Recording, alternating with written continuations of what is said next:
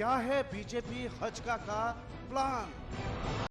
इनेलो ने क्या बनाई है रणनीति? जिसका भिवानी उसका हरियाणा। भिवानी लोकसभा सीट जिस पार्टी के खाते में आती है उसकी किस्मत खुल जाती है। 1991 से यही सिलसिला चला आ रहा है। जिस पार्टी के उम्मीदवार ने भिवानी लोकसभा सीट से जीत हासिल की, उसी पार्टी की सरकार सूबे में बन गई। यही वजह है, हर कोई यही कह रहा है। चंडीगढ़ का रास्ता भिवानी से होकर जाता है और भिवानी सूबे का सियासी केंद्र बनकर उभरा है।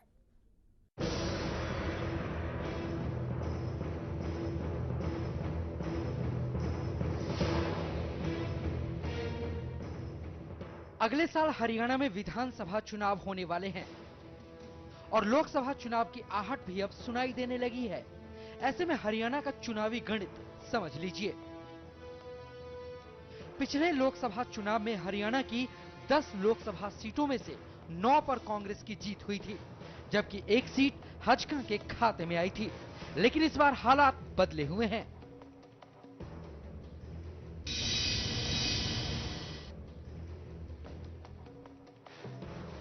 इस बार बीजेपी और हजका का गठबंधन है, जो जख्म खाई इनेलो को भी करारा जवाब देने की ताक में है। ऐसे में कांग्रेस के लिए इस बार राह आसान नहीं होगी।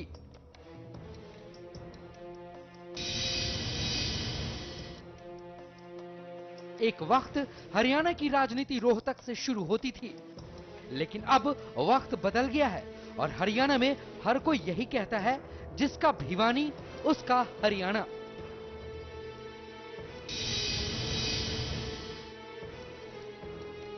उन्नीस सौ 91 से भिवानी लोकसभा सीट के समीकरण देख लीजिए।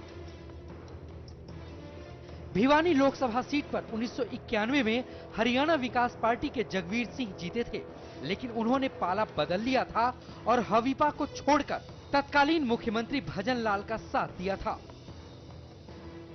1996 में हरियाणा में हवा बदल रही थी। भिवानी लोकसभा सीट से हरियाणा विकास पार्टी के उम्मीदवार सुरेंद्र सिंह थे। उन्होंने 1996 में इस सीट पर शानदार जीत हासिल की थी और हरियाणा में उस वक्त हरियाणा विकास पार्टी और बीजेपी गठबंधन की सरकार बनी थी और बंसीलाल की मुख्यमंत्री के तौर पर ताजपोशी हुई थी।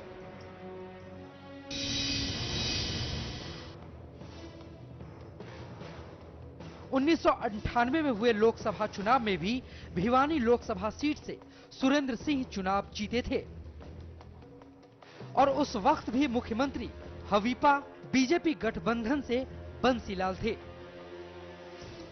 लेकिन 1999 में हुए लोकसभा चुनाव में पासा पलट गया और भिवानी लोकसभा सीट से अजय सिंह चौटाला की जीत हुई थी। इसके बाद हरियाणा विधानसभा चुनाव में इनेलो को स्पष्ट बहुमत मिला था और मुख्यमंत्री ओम प्रकाश चौटाला बने थे।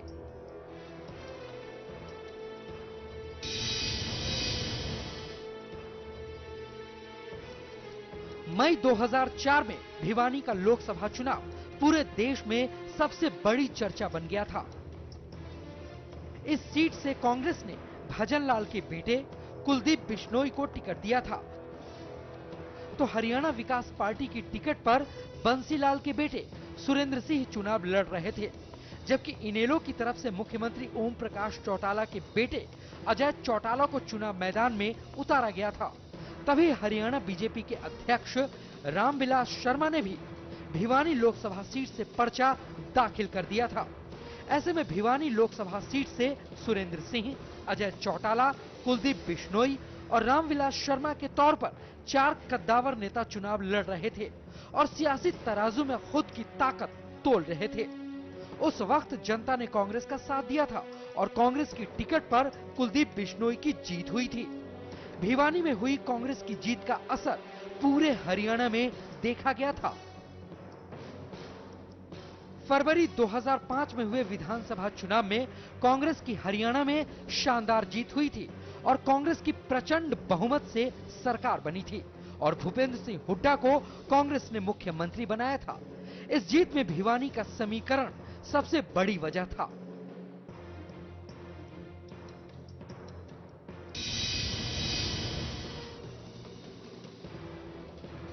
मई 2009 में हुए लोकसभा चुनाव में भिवानी के समीकरण बदल गए थे। परिसीमन की वजह से महेंद्रगढ़ जिले के 4 हलकों को भिवानी लोकसभा सीट से जोड़ दिया गया। लिहाजा इस चुनाव में भी जोरदार मुकाबला हुआ था और कांग्रेस की श्रुति चौधरी ने इनेलो के अजय सिंह चौटाला को हरा दिया था। इसका असर भी हरियाणा में देखा गया और चंद महीने बाद हुए विधानसभा चुनाव में कांग्रेस की फिर से जीत हुई और भूपेंद्र सिंह हुड्डा फिर से हरियाणा के मुख्यमंत्री बन गए। ऐसे में हर कोई यही कह रहा है कि जिसका भिवानी उसका हरियाणा। MHO न्यूज के लिए शक्ति परमार की रिपोर्ट।